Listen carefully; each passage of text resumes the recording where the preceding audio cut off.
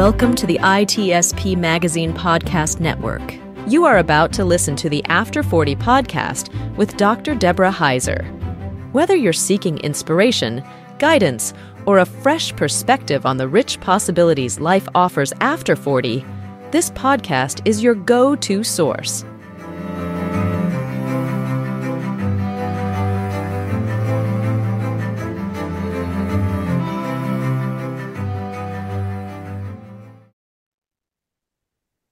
Thank you for joining After 40. I'm so excited to introduce Peter Samuelson today. He's quite an amazing guy. I have the pleasure and privilege of knowing him. He has more than 5 philanthropic charities that he runs, but he has a really interesting history.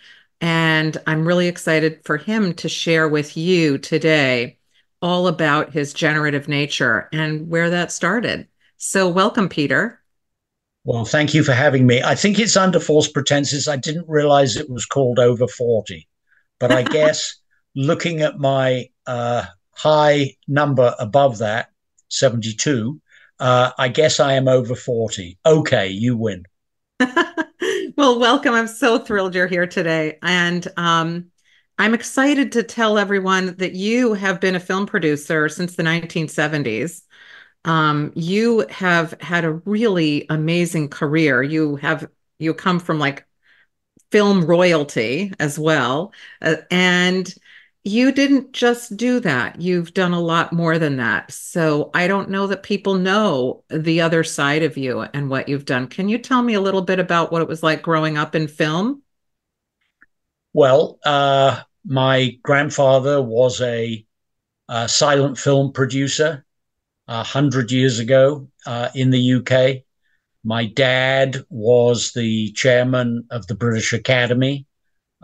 He actually saved it when it was going bust, and he ran a big company renting camera grip and electrical equipment out to people. So I did. I grew up with that a little bit in my blood, but I grew up with something else that I got from my parents, which is I cannot tell you how many Sundays I had to sit at the dining room table, licking envelopes, appealing for money from donors for some charity, whatever they were working on that month.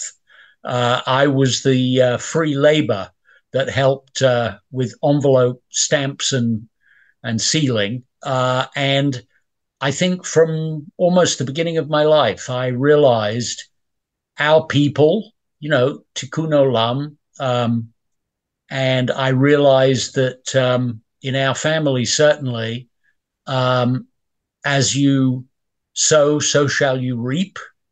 And what I hadn't realized was that the toolkit that you develop pretty much by gaining experience and trial and error as a film producer, every year is a new project. What is the idea? Is this idea worthy of a year of my life? Where's the money going to come from? Who's directing it? Who's starring in it? Who's distributing it? Is it any good? How do we make it better? What's the marketing campaign? I realized it is the identical toolkit to repetitively start charities and keep them alive, to nurture them until, that moment when you teach your kid, or now these days, your grandkid, to ride a 2-wheel bicycle. When you take the training wheels off, there's that delicious moment where they're saying, keep hanging on, Grandpa, don't let go, don't let go. And you're actually 100 feet away because they just pedaled themselves without falling over. So there is that blessed moment when your non-profit offspring can pedal by their own steam, but you are the entrepreneur, and no greater privilege than to address a hoary old problem that no one's cracked, and to dare. That's the other thing about film producers. We have chutzpah. We never say, I can't possibly justify spending $40 million to tell this story. No, we never say that. We say, absolutely, it's going to be the best investment you ever made. Of course, you should release the film widely because we believe in our own merchandise. And so, soup to nuts, that's what I started doing. 1983, my cousin introduced me to a dying boy, Sean Honorati, 11 years old. And she had met him in a meet and greet in the Children's Hospital in London. And I remember her phoning me and saying, I've done a terrible thing. I asked this little boy what would make him happy. And he said, oh, that's easy. I want to go to Disneyland. And she said, he's in a hospital bed. He has an IV. He has a tube up his nose. He doesn't have any hair. I think I've done a terrible thing. What do we do? And I said, well, we'll have to bring him to Disneyland, won't we? And we, cut a long story short, we flew him and his mum to LA. Everybody, including the cousin, moved into my apartment. It was back in my single days. And we spent 2 weeks doing everything you almost certainly shouldn't do with a seriously ill child. He had a wonderful time. His mum, Brenda, had a wonderful time. And they went home and little Sean died. And it was very sad. But we also, the stunning thing was that we realized it had been relatively straightforward to do it. You know, if you're a film producer, it's the other thing. You're never daunted by anything. If, you know, you bang into a wall, you just back up and take another run at it. So we had managed to do it, no skin off our noses. He had had an amazing time. His mum had enjoyed her son in the last period of his life, enjoying himself. And she was left with the pictures of him enjoying himself. So it was in my head. It went around and around. And I did what film producers do.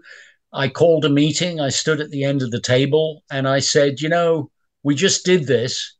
I think we could do it a few times a year. We could find seriously ill kids and we'll just make them happy. What's not to like? And everybody nodded. And my business partner back in the day put in the initial funding, and then we raised more money. And we trained up volunteers, kind of by trial and error, in how to grant happiness, not just to the seriously ill child, but we understood from the very beginning, it's a gift to the family. The parents of a seriously ill child are usually having warfare with each other because all they've ever talked about for a year and a half is how ill their child is and is she going to make it or is he going to make it? And suddenly in comes happiness. And it's also great for the siblings. Fascinating, the psychology of it. Younger siblings are jealous because they see the ill kid getting all the attention. And older siblings have guilt because they think, how did he get cancer and I didn't? Doesn't seem right. So that was number one. And then I got an introduction to Steven Spielberg. And I went in and said, you are the maestro of IP, of content. I've got distribution in Starlight, but I think we could make amazing, video, interactive, this and that. Remember, this was like the early 90s. There wasn't an internet. Al Gore was just inventing it. and he said, great, what do you want me to do? What will I be? And I said, it's a new charity. You're the chairman. And we will put a board together and we'll raise some money and we'll get on with it. He said, well, we can't raise money unless I give you money. The chairman has to give. And I said, well, that would be wonderful. Thank you, Stephen. And he said, well, what do you think I should give? And I said, I'm not going to. God did not put me on the earth to tell Steven Spielberg what he should donate to charity. I would say you should do something moderately uncomfortable. And he said, no, give me a number. And I said, I'm not giving you a number. And he said, well, then we're going to be here a long time because you can't leave unless you give me a number. And I said, okay. And I don't even know where the number came from. I said, $2.5 million, complete fabrication. Had no idea how we would spend it yet, or there was no budget. There wasn't even an entity. But that was the functional beginning of the Starbright Foundation. Stephen chaired. We got General Schwarzkopf to be the fundraising chair, and it was a redoubtable trio. and we turned on the world's first fully interactive social network. Long before MySpace and Facebook and this and that, we had navigable avatars in 1995. Wow. I looked up Mark Zuckerberg. When we started Star Bright World, Mark Zuckerberg was 11 years old. So we were there first. But we did ours for charity, which was how we got. Recipients? Who were the Sorry? recipients of it? Teenage, seriously ill kids in laminar flow rooms in hospitals across the country, unable to go to school, unable to play with their friends, unable to find community. And this connected them with each other and with their schoolroom and so on, and gave them back a relationship with their families who they had only seen in spacesuits or through a window, that kind of thing. So that was number two. And then number three, 1999, I realized that the last great civil rights struggle that never began was for civil rights for foster kids. They'll never march. They don't vote. They haven't got any money. They don't even know that they're in a bad place. They'll never glue themselves to the wall. And it's the most broken thing you ever investigated. And I did a lot of research, and I came to the conclusion that 450,000 foster kids in the United States, this is completely ridiculously bad. And it repeats generationally, because it's kind of like it goes down families. Not always. There are always, bright exceptions who break the mold. But there's a lot of roughly half generational repetition. So I asked myself, well, what do we do? And I thought, we have to do education. They have a shitty education because they're poor on top of everything else. So they go to the poor kids' school where they have not very good teaching. And so I asked myself, where would there be role models and excellent teaching and just an environment of achievement? And if the role models could be, 4 or 6 years older than the teenagers, that'd be a really good thing. And if any of them had ever been in foster care but have made good and gone to university, that would be a very good thing as well. And of course, the answer is a university, a great big university. So to this day, the chancellor of UCLA thinks that I went there because it was the best university on the West Coast. Little does he know, I decided to start with him because it was just up the road and the parking is very difficult. And I thought I could just walk. That'd be good. And he'll probably say no, but I'll start with him. No skin off my nose. So I pitched him on allowing me to house, educate, and encourage high school aged foster kids in the middle of his campus for the 4 years of high school, years 9, 10, 11, and 12. And he said yes. And we then raised all the money in 5 meetings, and we brought the first 30 kids in, and we just got on with it. And a few weeks in, we said, this is like watching flowers grow. This is extraordinary. Turns out there's nothing the matter with the kids. If you give them a curriculum of academics and life skills and family and unconditional love and an arm around the shoulder, and only you can move your feet up the ladder. If you fall off, we promise we will put you back on the ladder. Don't worry about it. You will not be kicked out. Actions have consequences, but one of them for you will not be being expelled. Get with the program, do your homework. Here are your tutors. Here are the youth coaches. Here's the director. There's the swimming pool. Here's the basketball court. It's been the most extraordinary thing. We started at UCLA.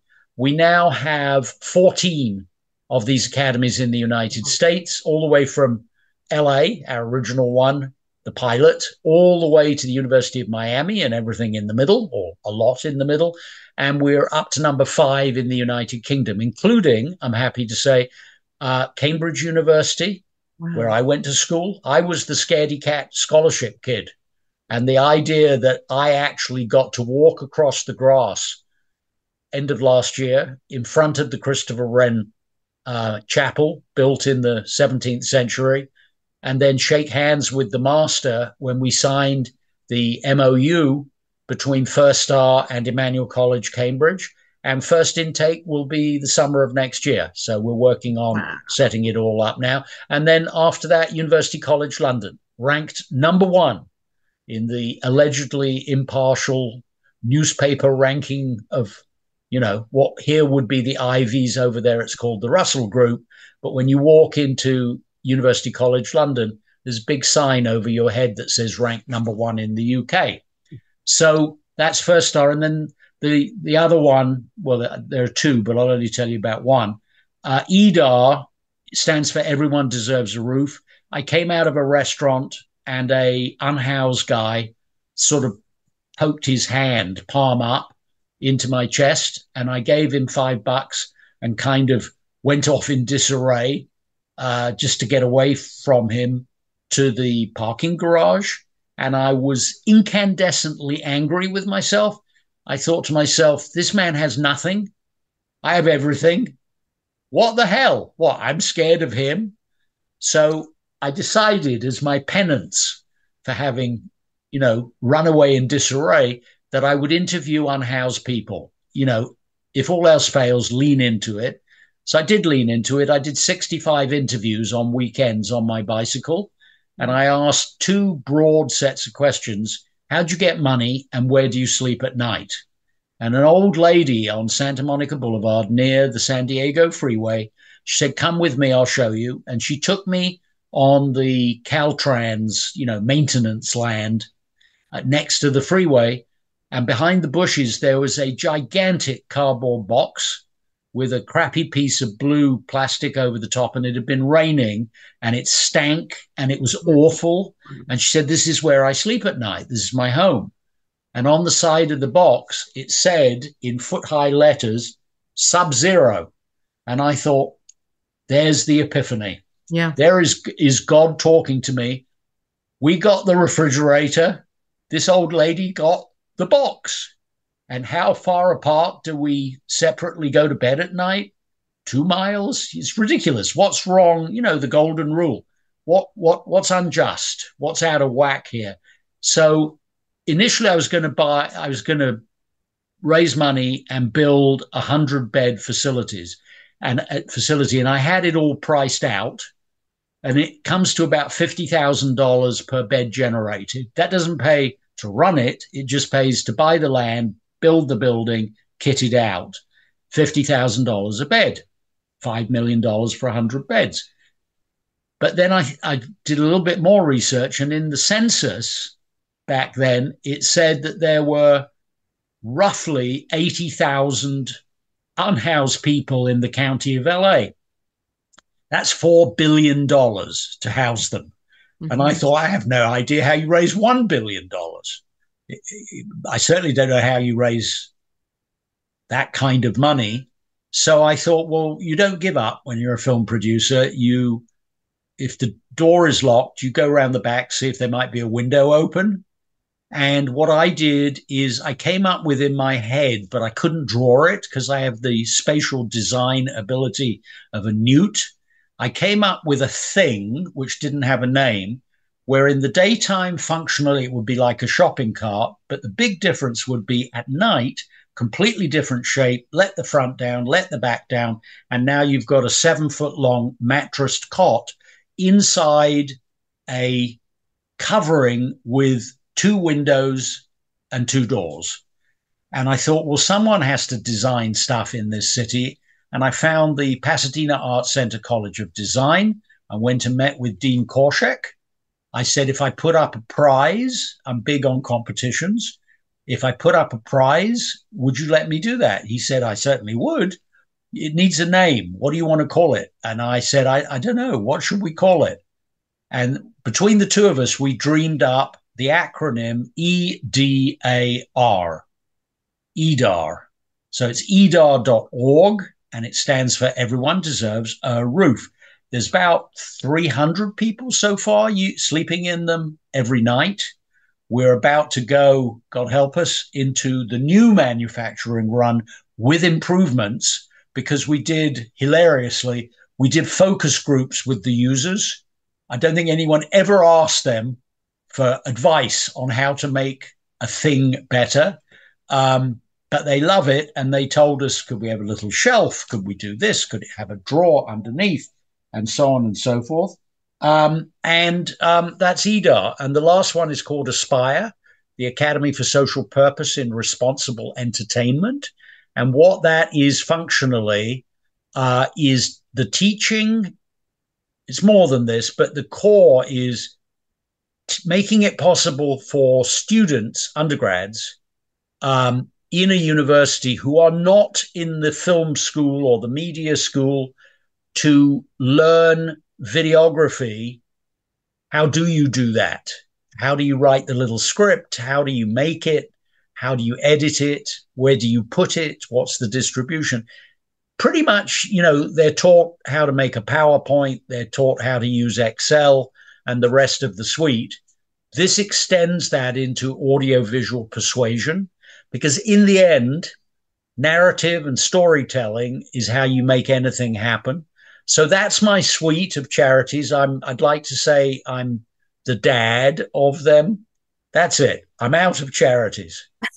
That's charities that you have. So, I mean, truly, Peter, people don't understand why people want to give. And I hear the passion in your voice, and it comes from the heart, I can tell. But tell me, how do you feel about each of your charities that you have? What does that do for you? Do you start it and then do you forget it? Do you No. what does it do I'm for you? still involved with all of them. I love the moment when, like taking off the training wheels, I don't have to be the executive chairman anymore, and someone else can run the thing, but I remain on the boards. I am running First Star as part of the C-suite hands-on in both countries, UK, US. I'm definitely running EDAR. If I could ever get the new prototype out of the factory, we might even have hundreds more of them on the streets. And I kind of advise on Aspire, and I'll do whatever works. Why do I do it? Well, the best class I teach in First Star to teenage ninth graders is called Random Acts of Kindness and Pay It Forward. And it's 2 90-minute classes. In the first one, I say, okay, 3 people walk along a sidewalk. There's an old lady in rags lying asleep face down. One stops and puts $5 under her arm and doesn't wake her up. The next one puts $5 and wakes her up to make sure that she sees who gave it to her. And the third one just keeps on walking and looks the other way. Why do they each do that? Which leads to a conversation about the golden rule. It's in 190 religious scriptures in the whole world, the idea of social justice, of equity, of our hearts being offended if we see something out of whack, like an old lady in a cardboard box, where you feel in your heart that you should lift it up and achieve social justice, social equity. And then I say, so it's in all these scriptures. Does that mean that an atheist wouldn't stop and give the woman $5? And they say, no, they would. They might feel the same emotion. And that leads to a conversation about the second law of thermodynamics, which I'm sure you remember it well, Deborah. It's the one it's about entropy. If you don't apply external energy to any system, it will, over time, left to its own devices, end up as random chaos. If you don't oil the motor, it will eventually stop turning around. If you don't nurture a family, it'll fall to bits. If you don't take care of your planet, you'll have global warming, etc. So then I say, you want to come to this class tomorrow because something amazing is going to happen. Each of you, and I'm speaking, let's say, to 30 14-year-olds, each of you is going to receive $100. And there's a stunned silence. And then usually somebody says, we're all getting $100 each. And I say, no, you are getting $100 that you have to give away. Each of you are going to start tomorrow writing an essay, 300, 350 words, to whom or to what you wish $100 to go. And then we're going to do it. And you're going to come with, you can give it to a charity, you can give it to the homeless guy who needs shoes. And then 2-3 weeks later, you're going to go back and we're going to look together and see, did it work? Philanthropy doesn't always work. Did he buy the shoes or did he buy a bottle of wild turkey? You know, what happened? It's every kid in that class grows about an inch in the class because it gives them agency. They thought they were the most hard done by person they ever met. And it exposes them to people who are infinitely worth. And there are such sweet things. My mum is in prison, but I want to put it into her account so she can buy better toiletries because they have really terrible shampoo and it isn't good for her. And I want to do that. Or how about this one? I'm adding a few dollars of my own because it takes $30 down at the pound for them not to euthanize a dog.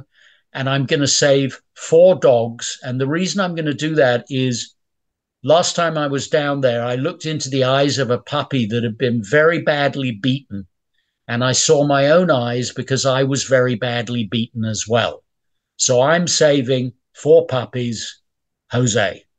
So I think as they are an inch taller after 2 of those classes, I think I'm several feet taller because of Starlight, Starbright, First Star, EDAR, Aspire.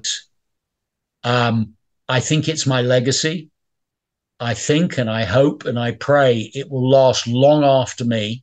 I find at my extreme age now, I'm really trying to build things that will endure, that are sustainable, where someone other than me is able to find the funding for them in an ongoing way. First Star has an endowment coming together at the moment of $50 million. Nothing the matter with that. If you had said to me at the beginning of Starlight, and one day you will have a charity that will create an endowment of $50 million, throwing off $2.5 million a year and still keeping the principal, I would have said, yeah, and pigs will fly, because I was worried about where's the next $1,000 coming from. But, you know, you put one foot in front of the other. If the step is too high to climb, because it's like a cliff face, you take your pickaxe and you break it down into 10 little steps, bite-sized chunks, and you just do it. It's what I want written on my tombstone. The hilarity at my funeral, I think, will be, maybe I should have it while I'm still alive. The hilarity is that all of these charities think that they are my only child, each of them, because they've actually never really met. And they will, I imagine, come together and say, who the hell are all these other people? We thought he was ours. You know, it's like having children, and you have to say to your little children, I love you most. And then you say to the next one, I love you best. And you have to have all of them being your favorite. And it's one of the things I learned from my dad. When we were at his funeral, everybody made a speech and said, I'm happy to share my special relationship with my grandpa, because they all, honest to God, thought that they were like the chosen one, the apple of his eye, because that was one of his bits of genius, was he made them feel that way. You know, my brothers spoke and I listened to them and I thought, who the hell are you? You know, come on, I'm my dad's son. So that's what why. A beautiful legacy that your grandfather passed to your parents and then to you, now you to the kids in the foster care.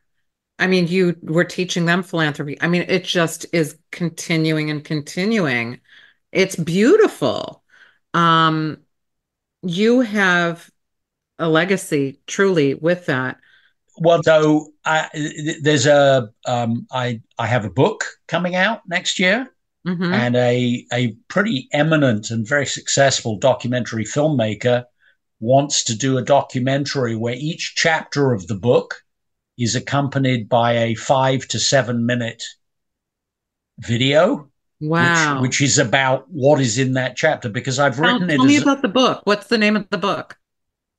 It used to be called The Meaning of Life, asterisk, and then at the bottom, the real one, not Monty Python. I was thinking of Monty Python. That's funny.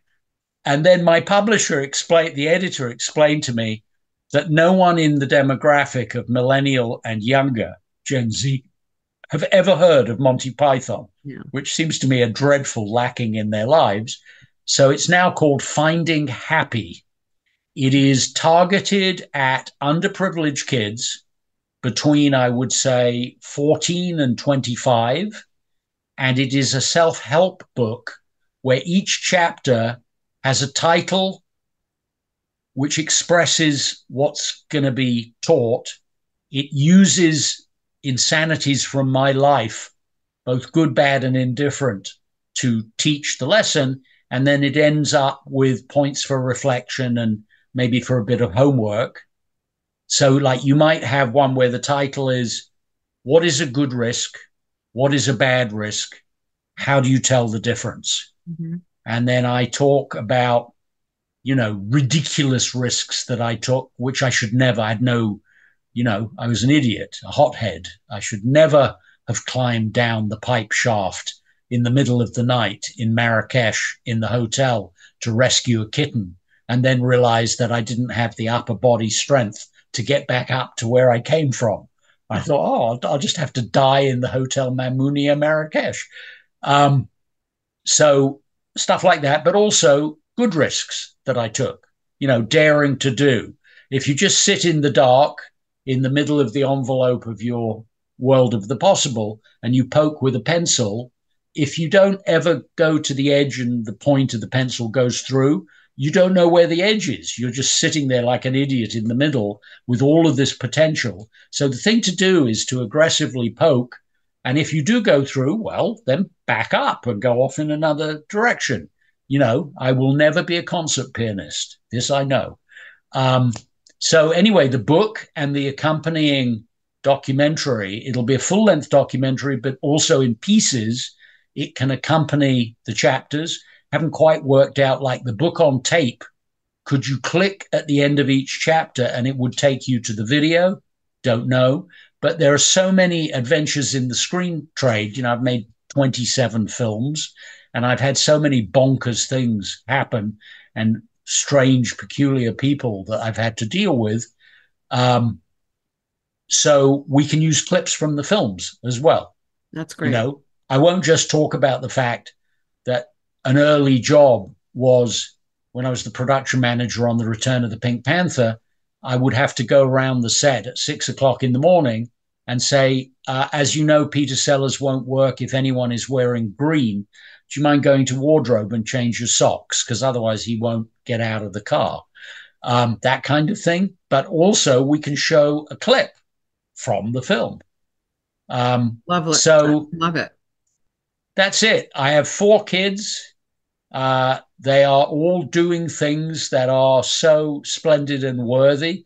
I think in the end, other than maybe starting charities and realizing they survived, and that they have a life of their own, even after you took off the training wheels, I think the other great victory in life, as you well know, is your kids, your grandkids, your nieces, your nephews, realizing that you did not mess up the lives of those you raised is an eternal comfort. And we had a Passover Seder with 28 people here at our 2 tables next to each other. And everybody read and this and that. I have one Haggadah that's in German, and it's like a running annual thing because the cover is not in German, it's in English. It's a publisher's mistake. Oh. And we don't tell anybody until I say, would you like to read? And the whole damn thing is in German. So all good. And that's what I got. There's a website. If anybody wants to contact me, most of the great things that have happened in my life is because someone dared to contact me. And I am very busy, but I just somehow deal with it. So I'm Peter at Samuelson, Samuelson.la. And Peter at Samuelson.la will even reply if you say anything even remotely helpful. And I believe in Venn diagrams. You bring yours, I got mine. Let's see if there's a bit of an overlap. And the website, the sort of master website that leads to all the others, because there are too many of them, is Samuelson.la, not .com, .la. Deborah, I've talked too much. No, you haven't. And every single time I get the pleasure of speaking with you, I learn something new. And I really value that. And the thing that I value most about you is that you're really such a generative individual. You're always generating something from yourself and putting it out into the world for others to use and to share and to learn from. And you described today much more than just philanthropy in terms of being generative, which is, how you care for others without expecting anything in return. But it's beautiful to see how much you get from all of it. And I thank you for joining me today. My pleasure. And if any of this resonated for anyone, you reach out. Let me see if I can help you a little bit. Thank you, Peter. Thank you. Bye. Bye.